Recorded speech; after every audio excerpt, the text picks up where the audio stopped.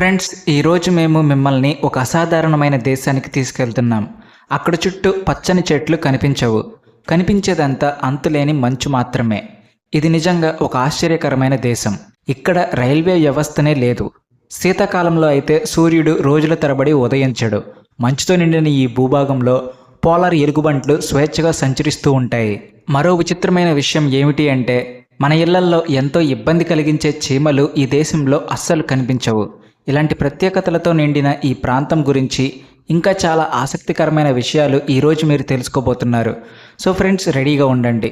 తెల్లటి మంచు దుప్పటితో కప్పబడిన ప్రపంచంలోని అత్యంత అందమైన ప్రదేశాల్లో ఒకటైన గ్రీన్లాండ్కు కలిసి ప్రయాణిద్దాం. శ్రీ రాఘవేంద్ర జ్యోతిషాలయం, శ్రీ రాఘవేంద్ర స్వామి ఉపాసకులు, ప్రముఖ జ్యోతిష్యులు, ప్రధాన తాంత్రికులు శ్రీ ఎంకే శాస్త్రి గారు మీ జీవిత సంపూర్ణ భవిష్యత్తు తెలుపగలరు. స్త్రీ పురుష వశీకరణం 100% గ్యారంటీ. భర్తను పరస్త్రీ వ్యామోహం నుండి విడిపించడానికి, భార్యను పరపురుష సహవాసం నుండి విడిపించడానికి, మీరు ఇష్టపడిన వారు మీ నుండి దూరమై ఉంటే స్త్రీ వశీకరణ, పురుష వశీకరణం, ప్రేమ సమస్య, అత్తాకోడళ్ల సమస్యలు, భార్యాభర్తల కలహాలు, లైంగిక సమస్య, సంతాన సమస్య, ఇంకా మీకు ఎటువంటి సమస్యలు ఉన్నా దైవశక్తి పూజలు చేసి పరిహారం చేయగలరు. పేరు గ్రీన్లాండ్ అయినప్పటికీ ఇక్కడ పచ్చదనం మాత్రం కంటికి కనపడడం చాలా అరుదు. ఫ్రెండ్స్, మా ఈ వీడియోకి మీ అందరికీ హృదయపూర్వక స్వాగతం. గ్రీన్లాండ్ రాజకీయంగా యూరప్కు చెందినదిగా పరిగణించబడుతుంది, కానీ భౌగోళికంగా మాత్రం ఇది ఉత్తర అమెరికా ఖండంలో ఉంది. 1973లో డెన్మార్క్లో భాగంగా ఉన్న సమయంలో ఇది యూరోపియన్ యూనియన్లో చేరింది. అయితే కొంతకాలం తర్వాత తన ప్రత్యేక అవసరాల కారణంగా యూరోపియన్ యూనియన్ నుంచి వైదొలిగింది. ఇక్కడ అసలు నివాసితులు ఇనుయిట్ ఎస్కిమోలు. వీరు కెనడా నుండి గ్రీన్లాండ్కు వచ్చారు. వీరు వేల సంవత్సరాల క్రితం కెనడా ప్రాంతాల నుంచి వలస వచ్చి గ్రీన్లాండ్లో స్థిరపడ్డారు. గ్రీన్లాండ్ ఒక స్వయం ప్రతిపత్తి కలిగిన దేశం, అంటే అంతర్గత వ్యవహారాలను తానే నిర్వహించుకుంటుంది. అయినప్పటికీ విదేశాంగ విధానం మరియు రక్షణ వంటి కీలక అంశాల్లో ఇప్పటికీ డెన్మార్క్ ఆధిపత్యం ఉంటుంది. ఉత్తర అమెరికా ఖండంలో ఉన్నప్పటికీ చారిత్రకంగా మరియు రాజకీయంగా గ్రీన్లాండ్ను యూరప్కు చెందిన ఒక ముఖ్యమైన ప్రత్యేకమైన ప్రాంతంగా ప్రపంచం గుర్తిస్తుంది. విస్తీర్ణం పరంగా గ్రీన్లాండ్ ప్రపంచంలోనే 12వ అతిపెద్ద దేశం. ద్వీపాల పరంగా చూస్తే ఇది ప్రపంచంలోనే అతిపెద్ద ద్వీప దేశం. దీని పరిమాణం బ్రిటన్తో పోలిస్తే దాదాపు 10 రెట్లు ఎక్కువ. గ్రీన్లాండ్ భూభాగం అపారంగా విస్తరించి ఉన్నప్పటికీ దీనిలో చాలా భాగం సంవత్సరం పొడవునా మంచుతో కప్పబడి ఉంటుంది. దాదాపు 20 లక్షల చదరపు కిలోమీటర్ల విస్తీర్ణంలో మంచు మాత్రమే పరుచుకుని ఉంటుంది అనేది నిజంగా ఆశ్చర్యకరం. అయితే ఇంత పెద్ద భూభాగం ఉన్న గ్రీన్లాండ్లో జనాభా మాత్రం కేవలం 58,000 మంది మాత్రమే. ఇక్కడ జీవితం కూడా మామూలుగా ఉండదు, ఎందుకంటే చాలా ప్రాంతాల్లో రోడ్ల కంటే మంచే ప్రయాణ మార్గం ఎక్కువగా ఉంటుంది. ప్రజలు నేలపై కాదు, మంచుపై నడుస్తూ తమ రోజువారీ జీవితాన్ని కొనసాగిస్తూ ఉంటారు. ఫ్రెండ్స్, గ్రీన్లాండ్ యొక్క అధికారిక భాష గ్రీన్లాండిక్. అయితే రెండవ అత్యధికంగా మాట్లాడే భాష డేనిష్. ఇక్కడ ప్రజలు ఇంగ్లీష్ మాట్లాడతారు మరియు రాస్తారు కూడా. దీనితో పాటు గ్రీన్లాండ్లో ప్రజలు క్రైస్తవ మతాన్ని ఎక్కువగా అనుసరిస్తారు. గ్రీన్లాండ్ అని వినగానే మీకు ఈ దేశం పచ్చదనంతో నిండి ఉంటుందని అనిపిస్తుంది, కానీ ఇది తన పేరుకు పూర్తి విరుద్ధంగా ఉంటుంది. ఇక్కడ 95% భాగం మంచుతో కప్పబడి ఉంటుంది. అంతేకాకుండా అక్కడక్కడ గ్లేషియర్లు ఉండడం వల్ల ఈ దేశం చాలా అందంగా కనిపిస్తుంది. ప్రపంచంలోనే రైల్వే వ్యవస్థ లేని ఏకైక దేశం కూడా ఇదే. ఇక్కడ ప్రజల వద్ద కార్ల కంటే బోట్లు లేదా హెలికాప్టర్లే ఎక్కువగా ఉంటాయి. చాలామంది ప్రజలు విమానం లేదా డాగ్ స్లెడ్ ద్వారానే ప్రయాణిస్తారు. ఫ్రెండ్స్, మీకు తెలుసా, గ్రీన్లాండ్లో కానాక్ అనే ప్రాంతం ఉంది. అక్కడ 650 కంటే తక్కువ జనాభా నివసిస్తున్నారు. కానాక్ మరియు గ్రీన్లాండ్ ప్రకృతి అందాలకు ప్రపంచవ్యాప్తంగా ప్రసిద్ధి చెందాయి. ఈ ప్రాంతం అంటార్కిటికా ఉత్తర ధ్రువంలో ఉంది. అందుకే చలికాలంలో కూడా ఇక్కడ సూర్యోదయం అవ్వదు, అంటే సూర్యదేవుని దర్శనం లభించదు. ఈ దేశంలో తనకంటూ సొంత కరెన్సీ ఏమీ ఉండదు. నిజానికి గ్రీన్లాండ్ డెన్మార్క్లో భాగం. అందుకే ఇక్కడ డెన్మార్క్ కరెన్సీ అయిన డానిష్ క్రోనా ఇక్కడ నడుస్తుంది. ప్రపంచం మొత్తం మీద పోలార్ బేర్స్ మీకు ఎక్కువగా గ్రీన్లాండ్లోనే కనిపిస్తాయి. ప్రపంచం మొత్తం మీద ఈ అందమైన జంతువు మీకు ఇక్కడే కనిపిస్తుంది. అవును, గ్రీన్లాండ్లోనే ఇవి మీకు కనిపిస్తాయి. ఇవి మంచులో ఉండడానికి చాలా ఇష్టపడతాయి. ఇవి ఎండను భరించలేవు. గ్రీన్లాండ్లో ఎంత ఎక్కువ మంచు ఉందంటే, ఏ రోజైతే ఇది కరిగిపోతుందో ఈ రోజు ప్రపంచంలో విలయం వస్తుందని చెబుతారు. సముద్ర మట్టం 7 మీటర్లు పెరుగుతుంది. ఇది మానవ జాతికి చాలా ప్రమాదకరంగా మారుతుంది. అంతేకాకుండా గ్రీన్లాండ్లో ప్రపంచంలోని అరుదైన జంతువులు మీకు కనిపిస్తాయి. అవి మరెక్కడా ఉండలేవు, కానీ ఇక్కడ ఉంటాయి. ఫ్రెండ్స్, ఇది రెయిన్ డీర్. ఇది మీకు ఇక్కడ చూడడానికి దొరుకుతుంది.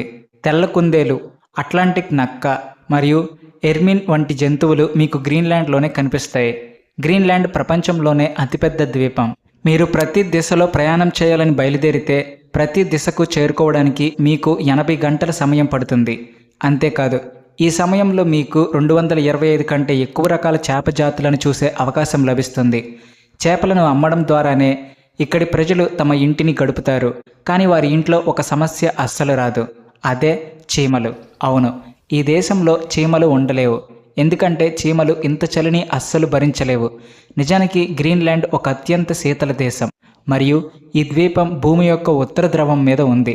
కాబట్టి ఇక్కడ జీవితం కొంచెం కష్టంగా ఉంటుంది. కానీ ప్రజలకు ఇప్పుడు ఈ గ్రీన్లాండ్ అలవాటైపోయింది. గ్రీన్లాండ్ ప్రపంచంలోని అత్యంత అందమైన ప్రదేశాలలో ఒకటిగా చెప్పబడుతుంది. ఇక్కడ మీరు సంవత్సరంలో ఏ సమయంలోనైనా వెళ్ళవచ్చు. కానీ ఆగస్టు నెలలో ఇక్కడి అందం చూడముచ్చటగా ఉంటుంది. మంచుతో నిండిన గ్రీన్లాండ్ సూర్యరశ్మి కింద చాలా అందంగా కనిపిస్తుంది. కాంతి పడినప్పుడు నిజం చెప్పాలంటే మనసు పరవశించిపోతుంది. ఫ్రెండ్స్, గ్రీన్లాండ్లో 3 యునెస్కో ప్రపంచ వారసత్వ ప్రదేశాలు ఉన్నాయి. గ్రీన్లాండ్ వెళ్ళడానికి మీకు నేరుగా విమానం అంటూ ఏమీ దొరకదు.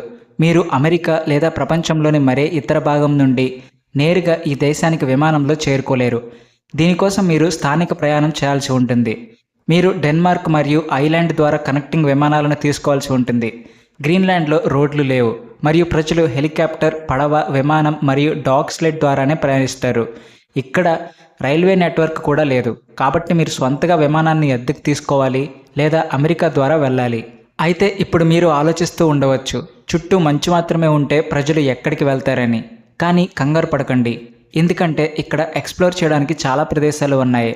ఉదాహరణకు చర్చ్ ఆఫ్ అవర్ సేవియర్ లేదా న్యూక్ కథీడ్రల్ లాంటి ప్రదేశాలు చాలా ఉన్నాయి. మరీ ముఖ్యంగా గ్రీన్లాండ్ యొక్క రాజధాని నగరమైన న్యూక్ మధ్యలో న్యూక్ కథీడ్రల్ చర్చ్ ఉంది. ఈ ప్రదేశం స్థాపించబడినప్పటి నుండి స్థానిక ప్రజల విశ్వాసానికి మరియు ఆశకు ప్రతీకగా మారింది. దీని సాధారణ కానీ అందమైన వాస్తుశిల్పం మరియు దీని చుట్టూ ఉన్న అందం మిమ్మల్ని ఇక్కడికి రప్పిస్తాయి. డిస్కో బే గ్రీన్లాండ్ కిరీటంలో పొదిగిన రక్తం లాంటిది. ఇది చరిత్ర మరియు ప్రకృతి రెండిటి అద్భుతమైన కలయిక ఉన్న ప్రదేశం. మీరు ఈ అఖాతానికి చేరుకోగానే అద్భుతంగా తెలియాడే హిమఖండాలు మీకు కనిపిస్తాయి. చూస్తుండగానే ఇవి చాలా దూరం వెళ్ళిపోతాయి. వీటిలో ప్రతి ఒక్కదానిని ప్రకృతి తన చేతులతో చెక్కినట్లుగా ఉంటుంది. ఒక్కసారి మనం మంచు మొక్క దీనిలా ఉంది లేదా దానిలా ఉందని ఊహించుకుంటాం. నిజంగా ఇది చూడదగ్గ ప్రదేశం. ఈ మంచు మొక్కలు నీటి ఉపరితలంపై ఒక అందాన్ని సృష్టిస్తూ నాట్యం చేస్తున్నట్లు కనిపిస్తాయి. నిజంగా చెప్పాలంటే ఫ్రెండ్స్, డిస్కో బే జీవితాంతం గుర్తుండిపోయే గ్రీన్లాండ్ ప్రదేశాలలో ఒకటి. ఫ్రెండ్స్, ఇది ఇగాలికు ప్రకృతి యొక్క అత్యంత శక్తివంతమైన రంగులతో చిత్రించిన క్యాన్వాస్ లాగా కనిపిస్తుంది. అడవి పూలతో అలంకరించబడిన పచ్చని పచ్చిక బయళ్ళు బ్లూ వాటర్ తాగడానికి విస్తరించి ఉంటాయి. ఇది తక్కువ మంది నివాసితులు ఉన్న ఈ అందమైన గ్రామం ఒక గొప్ప అందాన్ని తనలో ఇముడ్చుకుంది. మాటలలో వర్ణించడం నాకు చాలా కష్టం. నిజంగా మీరు ఈ ప్రదేశాన్ని చూసినప్పుడు మీకు ప్రేమ కలుగుతుంది. ఇక్కడ ఏముండదు, ప్రశాంతత, స్వచ్ఛమైన గాలి మరియు మీరు ఎప్పటికీ మర్చిపోలేని క్షణాలు. నిజంగా దీనిని మాటల్లో వర్ణించడం చాలా కష్టం. నగరాల్లో మనం మిస్ అయ్యే ప్రతిదీ ఇక్కడ మీకు లభిస్తుంది. మీరు లాంగ్ వాక్ చేయవచ్చు, అందమైన దృశ్యాలను చూడవచ్చు. ఇవన్నీ మిమ్మల్ని ఇక్కడే ఆగిపోయేలా చేస్తాయి. ఈ సైట్ సీన్ చూసిన తర్వాత మీరు ఇక్కడి నుండి వెనక్కి వెళ్ళడానికి ఇష్టపడరు. చరిత్ర మరియు ప్రకృతి రెండింటిని ఇక్కడ చూడవచ్చు. ఫ్రెండ్స్, ఇది కాంగెక్ తీరంపై అడుగు పెట్టగానే మీరు వెంటనే సమయం ఆగిపోయిన ఒక లోకానికి చేరుకుంటారు. న్యూక్ నుండి మీరు చిన్న పడవలో కూర్చుని ఈ ప్రదేశానికి చేరుకోవచ్చు. ఇది ఒక నిర్జీవమైన గ్రామం. అవును, గ్రీన్లాండ్ యొక్క రంగురంగుల గతం గురించి ఇది ఎంతో అందంగా గుర్తు చేస్తుంది. ఇక్కడ ఒకప్పుడు ఒక అందమైన గ్రామం ఉండేదని, ప్రజలు ఇక్కడ జీవించేవారని ఇది గుర్తు చేస్తుంది. కానీ ఇప్పుడు ఈ రంగురంగుల ఇళ్ల శిథిలాలు మాత్రమే మిగిలాయి.